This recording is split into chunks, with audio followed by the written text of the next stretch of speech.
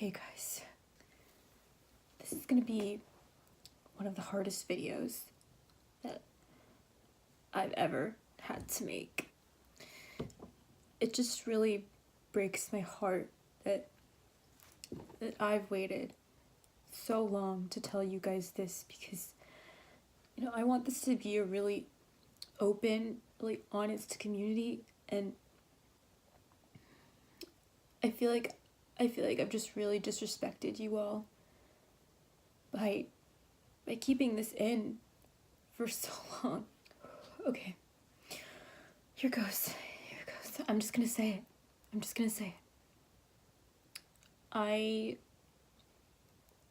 I am addicted to the Great British Baking Show.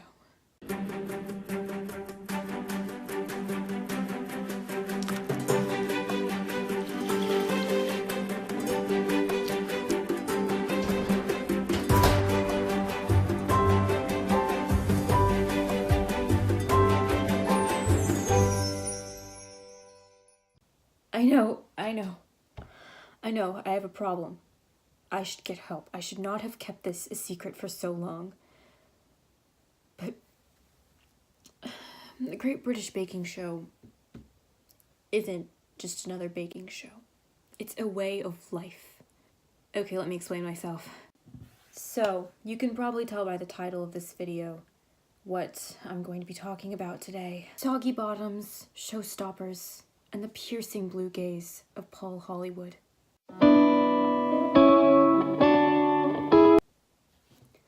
Be still my heart. No, but in all seriousness, if you haven't seen the Great British Baking Show, what are you still doing here? Go watch it.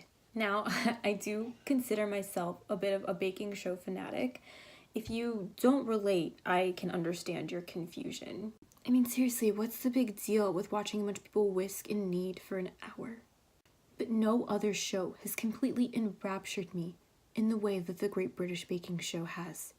So today, I'm going to give you 5 reasons why the Great British Baking Show is better than any of its competitors.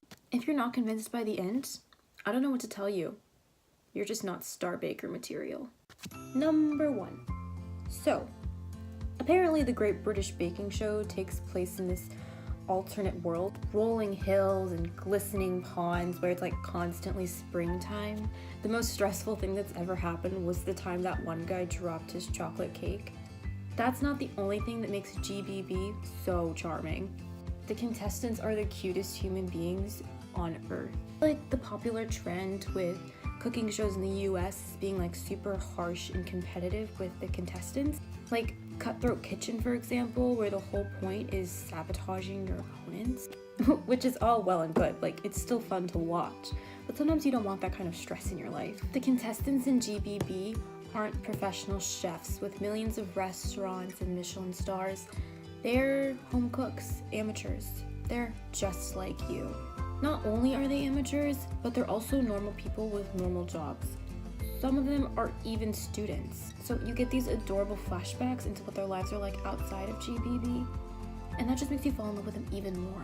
Because they're so relatable, you can see yourself in each one of the contestants, and it makes it even more special when they succeed and even more heartbreaking when they're sent home. Tucker, you like Great British Baking Show, right? It's your favorite show. It's your favorite show. It has the cat's approval. Over the course of the season, you've gotten to know these people.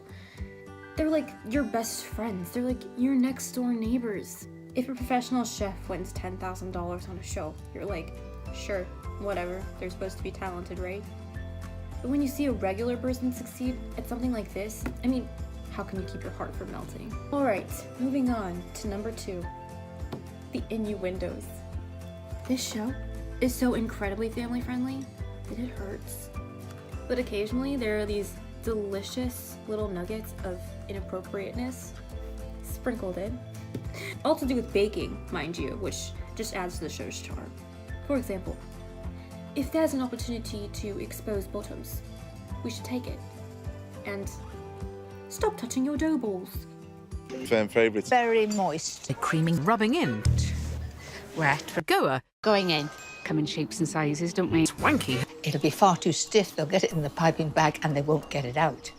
Particularly soft. Dissolves in the mouth. Pretty stiff. Cream together. Are we creaming it until it's really, really pale and fluffy? Fingers crossed. Quite hard and dry. One time, the host Sue even informed bakers that they had only 2 hours to put Mary's cherry. The list goes on and on. I will leave a link in the description to where you can find the list of the top 32 innuendos in the Great British Baking Show. And speaking of hosts, number 4? 3? 3. The hosts. The hosts.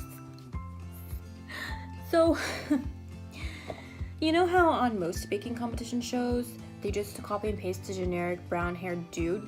Thanks to host of Food Network's Cupcake Wars, please welcome Justin Willman. Yeah. Hey, I'm Justin Willman, and the battle for cupcake supremacy is about to play out right here. And they put him into each show hoping that you won't notice that it's just the same person over and over and over again. And this host will make like awful jokes to the bakers, and so that the bakers, by the end of it, they just like want to shove their whisks down his throat. Yeah. GBB doesn't have that. GBB has seen 2 sets of hosts within the span of its lifetime. The original pair, Mel and Sue, were like this quirky female duo that were always cracking jokes, and the aforementioned innuendos. You really got the sense that they were getting to know each baker, because throughout the course of the show they interacted with them during all the bakes, and the bakers, like, they weren't mad or anything, like they were actually like joking along and like, you know, like engaging with them.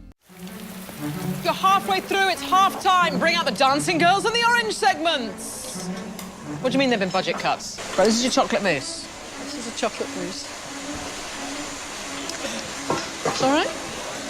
Good? That mousse is Get off mine. it. That Get mousse off is it. mine. I can't believe you've given that to her. Now the current hosts are Noel and Sandy, who are completely different from their predecessors, but they are still just as good. Noel kind of reminds me of this goth rock star character who got transported here from the 70s. And Sandy is just a cute little woman that you want to give a giant hug to and gossip with for hours. Number 4. The accents. Enough said, honestly. There have been times when I wanted a certain baker to win and keep going just because of their accent. I love the accents, and like, at first you wouldn't think that it would make that much of a difference, but it really adds to the overall charm of the show. This is coming from a girl from Kansas. We are known to have the most monotone accents in the entire United States. I really welcomed the different accents on this show. Number 5. This is the biggest one. The one that makes everything else matter. The motivation. So let's see. The best part of the show is that they're not in it for the money.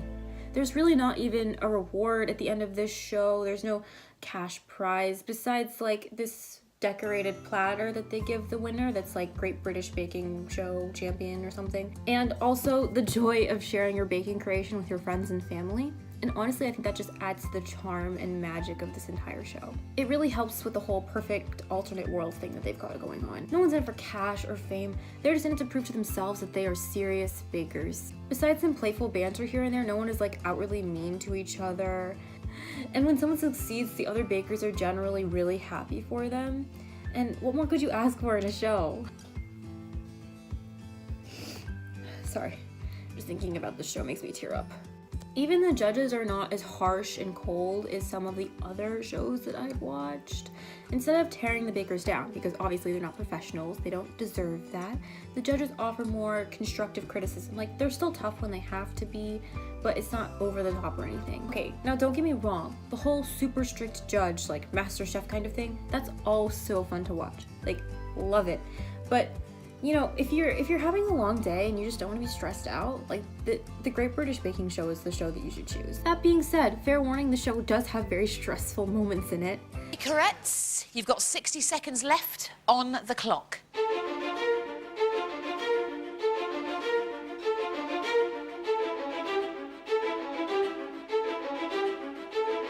Because you care about these people so much, you're instantly hooked when something goes the slightest bit wrong. I always find myself like, oh my god, is her meringue going to set in time? How are they going to temper their chocolate in this heat? Oh my god, is our pastry going to have too many cracks in it? Just take it out of the oven. Just get it out of the oven, please. Go.